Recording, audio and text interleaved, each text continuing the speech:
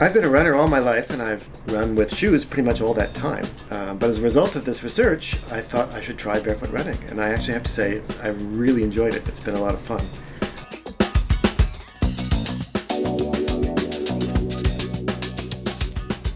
Humans have been running for at least 2 million years. And of course, for most of that time, humans were running barefoot. And modern running shoes were actually only invented in the mid-1970s. So we have this idea now that, in order to run, all you need are a pair of shoes. It's a common statement, right? Well, actually, that's not true. You don't need shoes. You just need feet. There's probably 2 stages in the evolution of the foot. Initially, the foot evolved for walking and also to climb trees. But at some point in human evolution, we think around 2 million years ago, there was a big environmental change in Africa, and the woodlands started disappearing and the savannas started growing. And at that point, new foods started appearing, and one of them, of course, was meat. There were all these ungulates out there on the grasslands. And in order to become a hunter, I think humans started to evolve running. And what we're good at is running at speeds that make animals gallop.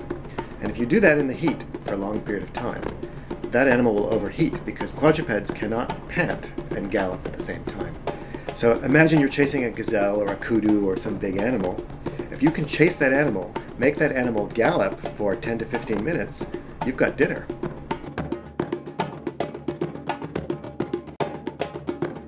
We wanted to figure out how people ran without shoes before the shoe was invented, because people have been running for millions of years, and we weren't really sure what happens when barefoot runners run and how well they can do it. So we started bringing in habitual barefoot runners into the lab to see how they use their bodies and how they use their feet.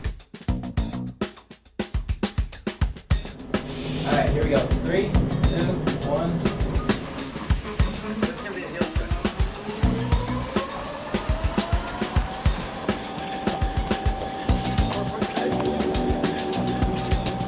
What we discovered was that barefoot runners run often very differently from the way your typical shod runner runs. So the shoe has got a big heel and it's designed to make it very comfortable to land on your heel, and so a lot of shod runners land on the heel, right? And then they bring the rest of their foot down.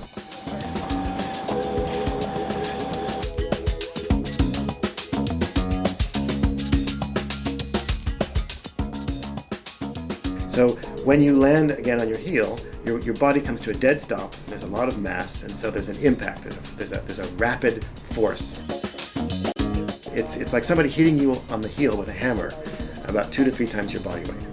So when we started bringing barefoot runners into the lab, we discovered that they didn't like to do that, right? They typically landed on the front of their foot, pretty horizontally, not like that, but just a little bit, so that they land underneath the heads of the 4th and 5th metatarsal often, and then they bring the heel down.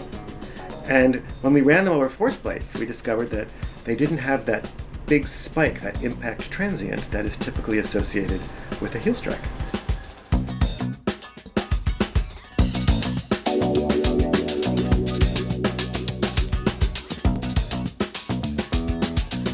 So what barefoot runners tend to do is by landing more towards the front of the foot and then letting the heel come down afterwards. And what that does is it converts the energy that would otherwise be a dead stop, right?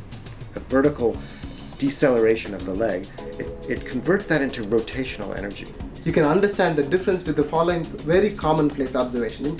Imagine dropping the pen onto the ground but falling vertically down. That's like your heel strike, where your entire leg strikes the ground and comes to stop, and it's a big impact force. On the other hand, if you're a 4-foot striker, then you can think of it like the pen landing at an oblique angle, where it hits the ground and it doesn't come to a dead stop but starts rotating. So not all the energy, kinetic energy of the pen has to be absorbed by the impact. Some of it gets just transferred from moving down to rotation, and so the impact forces are much smaller in a 4-foot strike compared to a heel strike.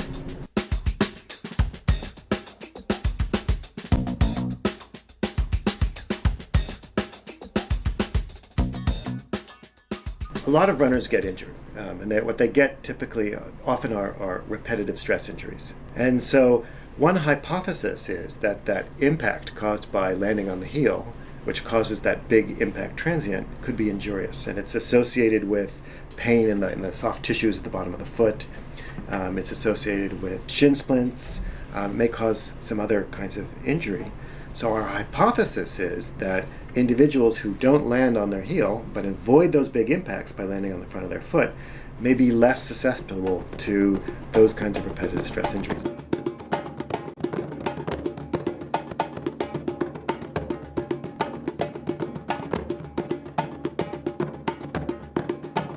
So we've been studying barefoot runners now for quite a while, and we went to Africa and we looked at people who've never worn shoes and they've been running 20 kilometers a day, and I just decided I had to try running barefoot myself. So last summer actually, I was running one day and I just decided to take my shoes off, and I found it was just incredibly fun, and since then I've actually started running barefoot frequently.